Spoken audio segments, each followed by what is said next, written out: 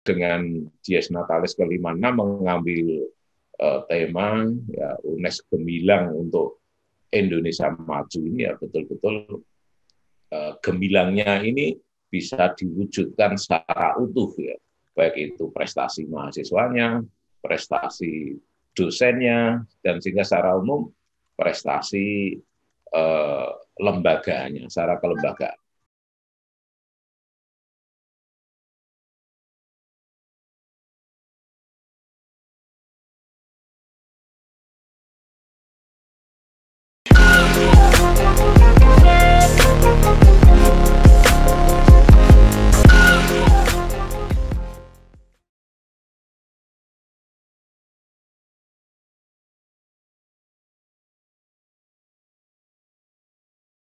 Assalamualaikum warahmatullahi wabarakatuh.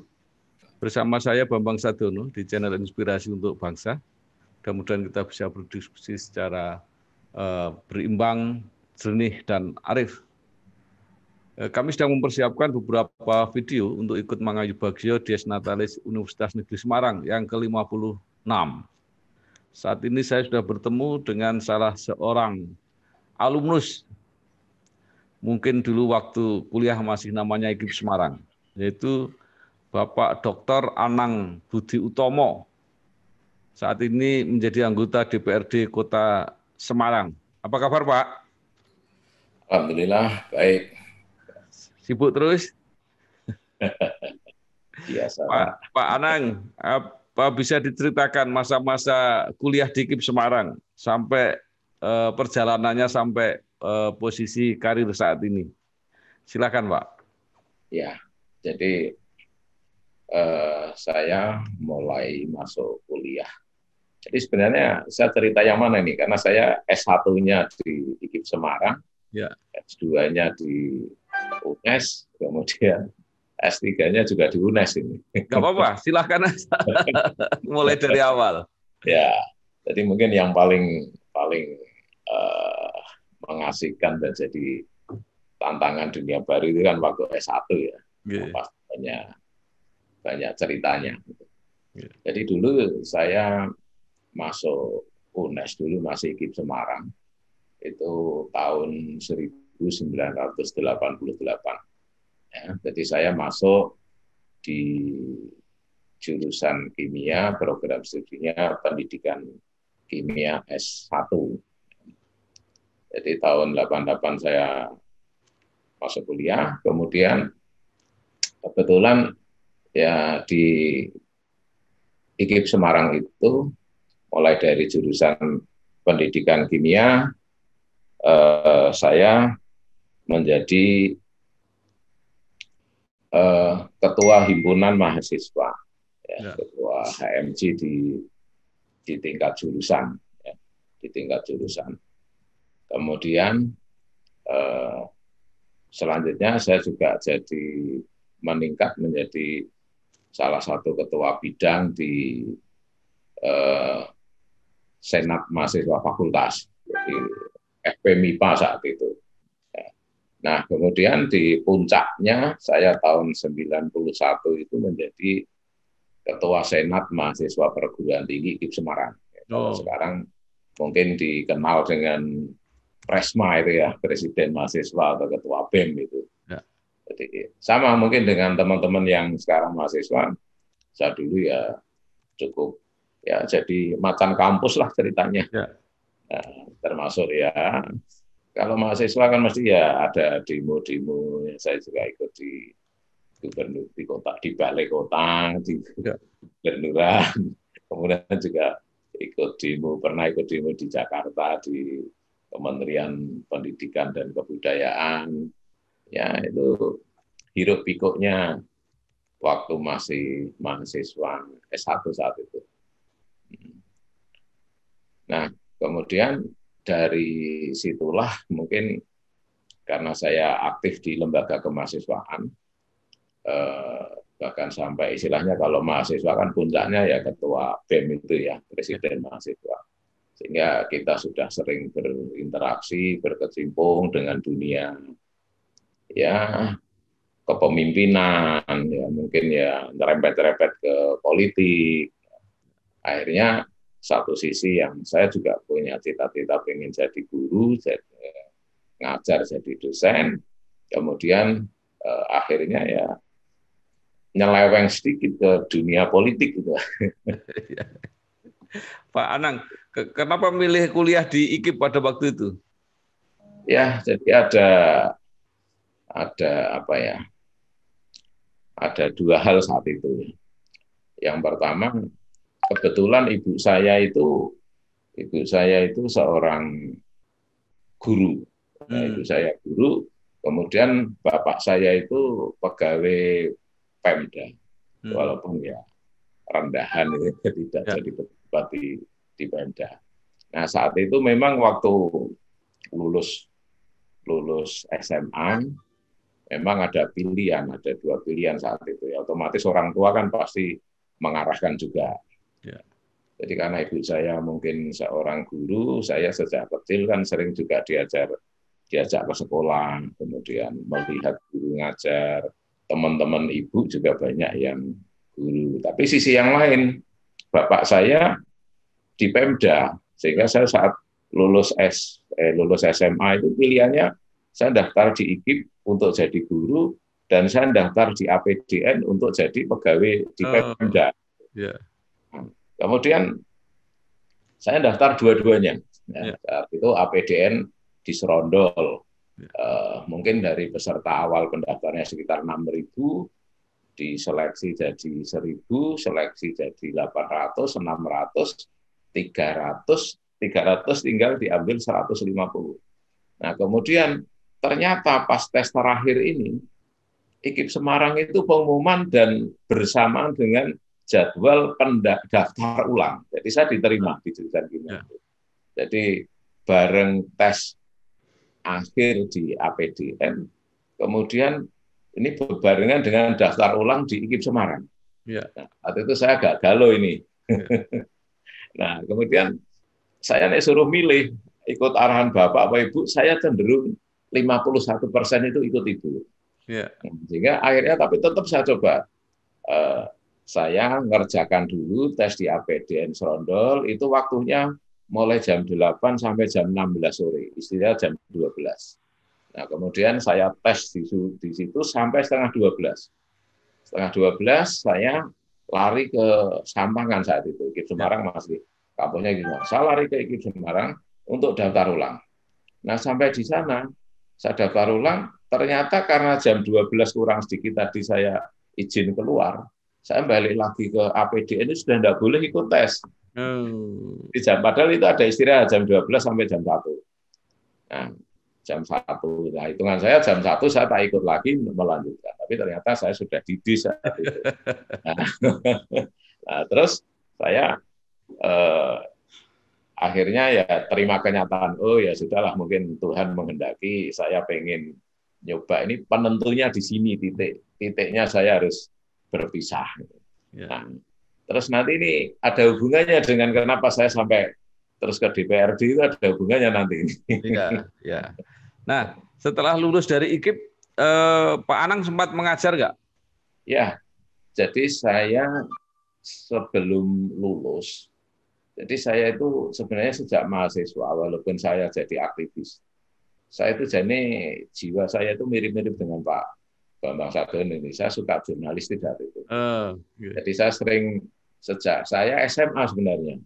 SMP itu saya juara membaca puisi di RRI Semarang ini. Rasanya, nah terus saya senang nulis, buat sajak, buat puisi, buat cerpen. Itu saya kirimkan dulu ada Bahari, ada Penyebar Semangat. Ada yang media-media itu saya ngirim itu sering dapat honor walaupun saya ingat 2.000, 3.000 gitu saat itu. Nah, kemudian sambil karena saya jadi aktivis, saya itu membayangkan saya itu sering pidato, bengok-bengok di kampus ya, tapi kok jangan sampai saya lulus kok nanti nganggur, kan beban aktivis itu di situ. Nah, jadi saya sejak awalnya itu gini, menjelang lulus saya sudah mendirikan semacam kayak bimbingan belajar itu. Bimbingan belajar, kemudian saya sebelum lulus juga saya melamar jadi guru. Jadi semester akhir kurang tinggal penyelesaian skripsi itu saya ngelamar jadi guru. Jadi di guru saat itu namanya Sekolah Asisten Apoteker. Jadi, kalau sekarang terkenalnya dulu terus SMF, Sekolah Menengah Farmasi, kemudian SMK Farmasi kalau sekarang. Itu di Sriwijaya itu ya? Di Sriwijaya? Enggak, yang di Kampung Jambi. Oh. Dan ini juga ada sejarahnya. Saya begitu masuk di situ tahun 93 belum lulus, kemudian saya lulus, terus saya diajak ketua yayasannya ngobrol.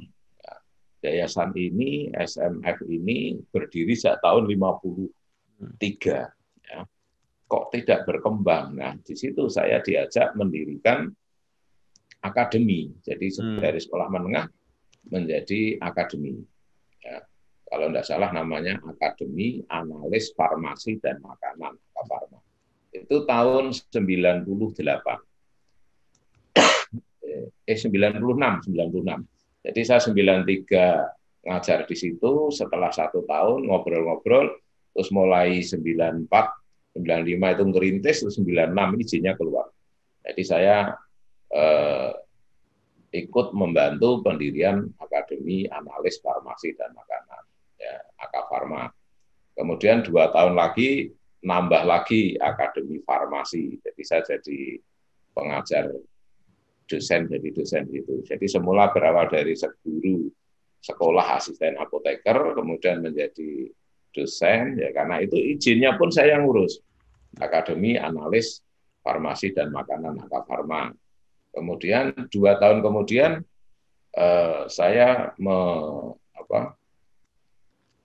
diminta juga membantu mendirikan Akademi Farmasi. Jadi setiap 2 tahun kita buka program studi baru. Tahun 2000 dari yang semula SA menjadi Sekolah Tinggi Ilmu Farmasi. Kemudian berkembang, akhirnya saya di situ.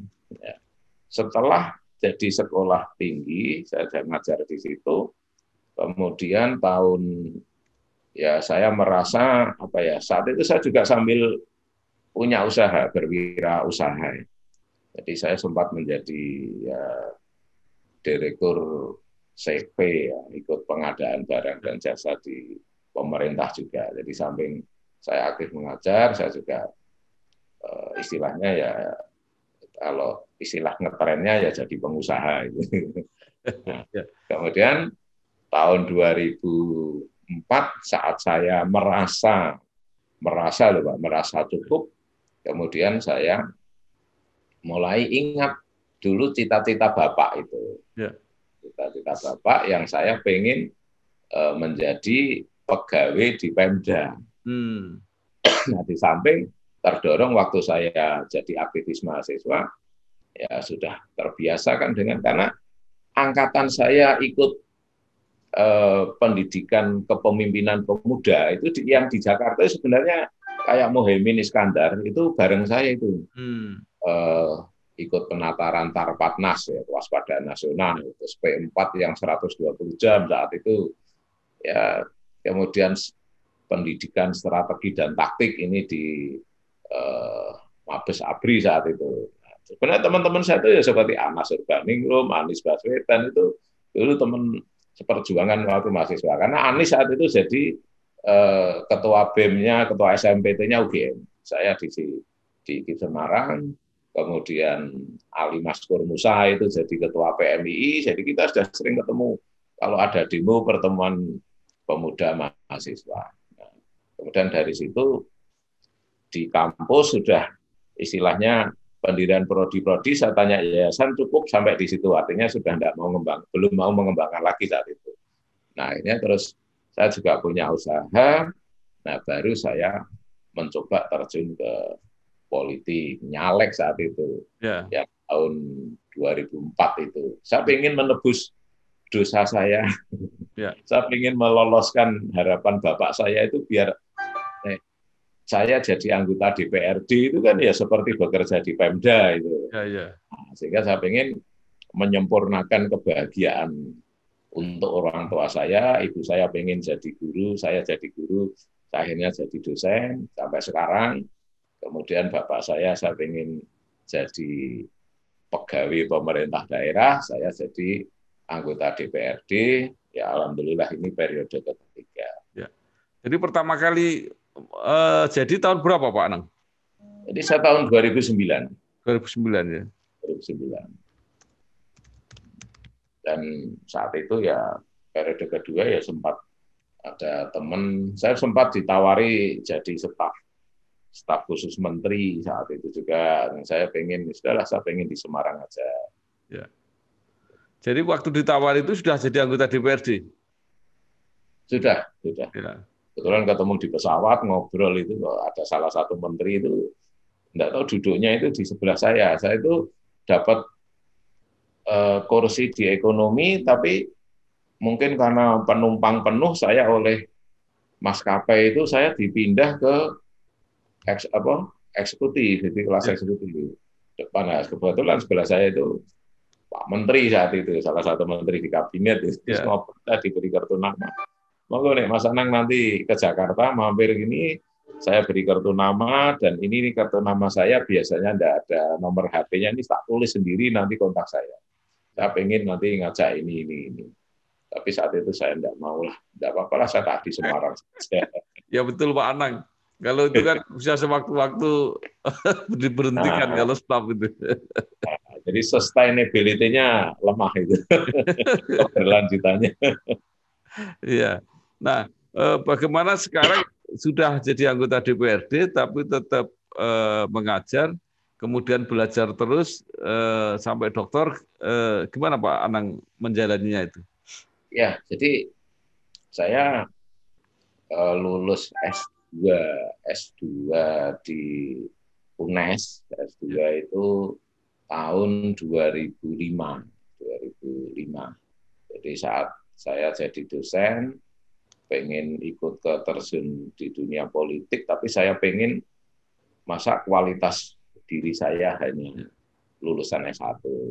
Cobalah naik ke saya kuliah S2. Tapi sebenarnya sebelum saya S2 itu saya ngambil S1 ekonomi manajemen, tapi di UT. Ya. Ini rasa buka-bukaan, UT ini kampusnya di IKIP juga, di Sampangan itu.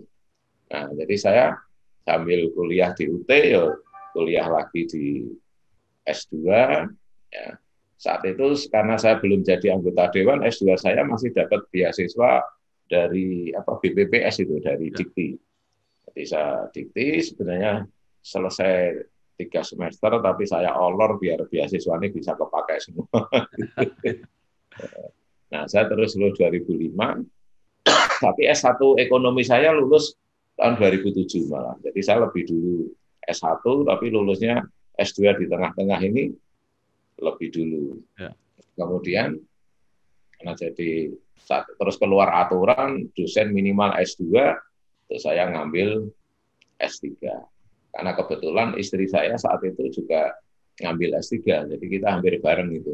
Tapi istri saya karena dia profesional jadi dosen di UNES, ya dia ambilnya S2, S3-nya di UGM lah. Gitu.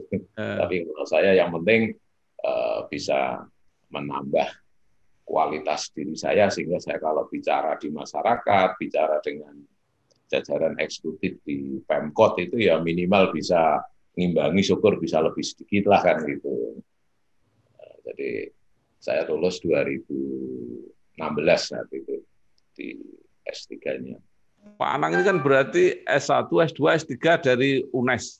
Ya. Berarti mengikuti perkembangan UNES. Nah, kalau tidak salah sekarang ini UNES kan sedang mempersiapkan diri untuk menjadi PTN-BH. Itu standar tertinggi dari sebuah PTN. Nah, menurut Pak Anang, apa yang perlu diperbaiki atau disarankan supaya cita-cita itu cepat tercapai? Ya, saya dengan UNES sebenarnya tidak pernah lepas ya. Jadi saya selalu dilibatkan walaupun dari pihak luar. Paling tidak saya terlibat di situ di Ikatan Alumni, DPP Ikatan Alumni UNES, saya jadi wakil sekretaris. Kemudian di saya juga sebagai ketua Forum Kemitraan Polisi Masyarakat Mahasiswa, FKPM M gitu. Jadi biar ini untuk untuk menjaga hubungan baik antara kampung dengan kampus yang FKPM ini. Nah, sehingga menurut saya memang agar UNES ini lebih mempunyai otonomi dalam pengelolaan sumber daya, ya, memang ya harus mengejar status PT perguruan tinggi berbadan hukum, ya, PTNBH. Nah, memang kami lihat ya, karena apapun kan dibanding perguruan tinggi di Jawa Tengah misalnya dengan Undip, kan UNES memang usianya relatif lebih muda. Dan ini memang saya mendukung untuk percepatan kinerja, ya, sehingga apa yang menjadi harapan kita bersama mempunyai otonomi lebih luas dalam pengelolaan sumber daya, baik sumber daya manusia maupun sumber daya alam yang lain atau sarana prasarana. Nah, memang status PTNBH ini harus segera bisa diwujudkan. Dan untuk ini sebenarnya UNES mampu, ya, hanya mungkin perlu rektor UNES beserta jajarannya, ya, istilahnya perlu mengkonsolidasikan, kemudian memformulasikan, ya, sehingga kriteria-kriteria yang telah dibuat oleh Kementerian Pendidikan dan Kebudayaan utamanya ini bisa terlampaui, ya, mulai dari kegiatan Tridharma, dan yang penting adalah untuk kalau sudah jadi PTNBH ini kan kemandiriannya dituntut. Ya. Jadi income generate-nya ini, kemampuan untuk kewirausahaan dalam artian menggunakan potensi, ya, sehingga bisa menghasilkan satu pendapatan sebagai lembaga berbadan hukum ini kan penting, ya. Jangan sampai ngejar itu tapi kita tidak mampu dalam tanda kutip menjual karya-karya mahasiswa, karya-karya dosen, karya-karya lembaga, potensi yang ada di lembaga itu sendiri. Ini kan penting itu, ya. Jadi jangan sampai mengejar ke sana, kemudian persiapan pengelolaan sumber daya sehingga menjadi optimal, ya, karya-karya yang bisa menghasilkan, ya, dalam tanda kutip, ini kan harus kuat, ini basic ini harus kuat. Oke. Pak Anang, terakhir dalam rangka Dies Natalis yang ke-56, mungkin Pak Anang ada yang disampaikan baik kepada jajaran pimpinan UNES maupun kepada sivitas akademika secara umum atau bahkan kepada masyarakat, monggo. Ya, jadi tagline ataupun visi yang ingin diraih UNES ini kan sekarang istilahnya bereputasi internasional, ya. Jadi ini saya harapkan bisa terwujud dalam takaran waktu yang tertentu, ya. Jangan sampai ini hanya jadi angan-angan tanpa target waktu. Kemudian yang kedua, dengan Dies Natalis ke-56 mengambil tema, ya, UNES Gemilang untuk Indonesia Maju ini, ya, betul-betul gemilangnya ini bisa diwujudkan secara utuh, ya, baik itu prestasi mahasiswanya, prestasi dosennya, dan sehingga secara umum prestasi lembaganya, secara kelembagaan. Nah, ini harus didorong. Walaupun secara fisik, tampilan fisik ini UNES saya pikir sudah sangat oke lah, ya. Tinggal isinya ini memang saya berharap rektor berserta sivitas akademika ini bisa bersinergi, ya. Kalau ada hal-hal atau gesekan-gesekan ini supaya jangan terlalu gaduh keluar, bisa diselesaikan secara internal gitu. Dan ini memang butuh kebesaran jiwa, ya, sesuai dengan layaknya sebuah perguruan tinggi ini kan tempatnya para begawan ya, ilmuwan ini. Jadi jangan sampai yang sifatnya yang tidak penting ini malah justru mengemuka. Ya. Saya pikir ini yang baik. Ya, terima kasih sekali Bapak Dr. Anang Budi Utomo, MPD, alumni UNES, baik dari S1, S2 maupun S3, dan sekarang menjadi anggota DPRD Kota Semarang. Terima kasih, sukses. Ya. Wassalamualaikum warahmatullahi wabarakatuh. Waalaikumsalam warahmatullahi wabarakatuh.